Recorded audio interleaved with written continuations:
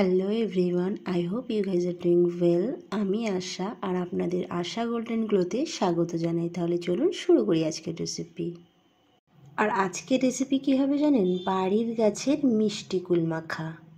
এই কুলগুলো কিন্তু ওই যে টক কুল হয় সেটা না, এটা হচ্ছে নারকেল কুল।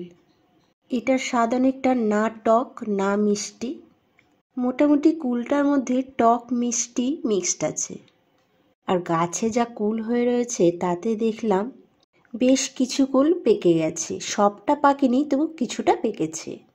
তাই আর দেরি না করে বেশ বেছে বেছে নিয়ে পাকা কুলগুলো তুলে নিলাম।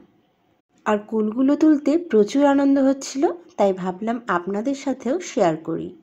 বাজার থেকে কিনে আনা কুলের স্বাদটা কিন্তু একটু ফ্যাকাশে হয়, আর বাজারের কুলের সাইজগুলো একটু বড় হয় সাইজে, কিন্তু বাড়ির গাছের কুলে সাইজটা ছোট হলেও স্বাদটা কিন্তু ওয়াও হয়েছিল। মানে আর কি, ওই কুল মাখার পর খেয়ে দেখলাম, তখনই ওয়াও লেগেছিল। যাই হোক, যতটা টুসো টুসো পাকা কুল ছিল সবগুলোকে তুলে নিলাম। তারপর এগুলোকে খুব ভালো করে হাত দিয়ে কচলিয়ে কচলিয়ে ধুয়ে নিলাম। আর ধুতে ধুতে বেশ একটা দুটো খেয়েও নিলাম। এই রকম টুসো টুসো কুল যদি সামনে থাকে তাহলে লোভ সামলানো খুব মুশকিল। এইবার কুলগুলোকে মাখবো, তার জন্যে এইভাবে কেটে নিচ্ছি। দেখুন কেমন করে কেটে নিচ্ছি। আমি এখানে দুই দিকে এইভাবে কেটে নিয়ে মাঝখানের আঁটিটাও রেখে দিচ্ছি। আপনারা চাইলে আঁটিটা ফেলে দিতে পারেন, তবে আমি এখানে আঁটিটাকে রেখে দেব। আর ঠিক এইভাবেই সব কুলগুলোকে কেটে নেব।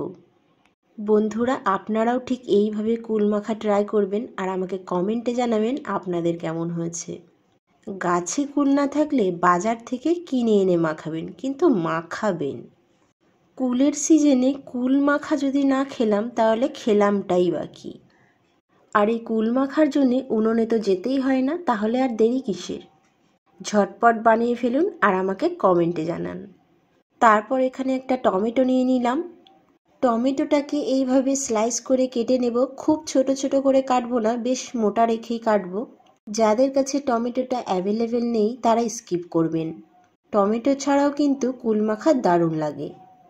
তারপর এরই সাথে দিয়ে দিলাম স্বাদ মতো লবণ, দিয়ে দিলাম শুকনো লঙ্কা গুঁড়ো। এই জায়গায় আপনারা কাঁচা লঙ্কা কুচি করে দিতে পারেন।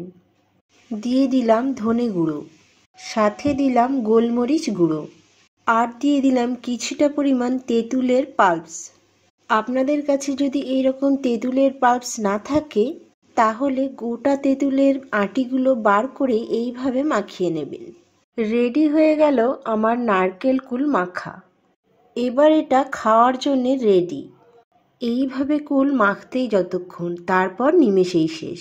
আজকের মতো ভিডিওটা এখানেই শেষ করছি। আবারও দেখা হচ্ছে নেক্সট ভিডিওতে।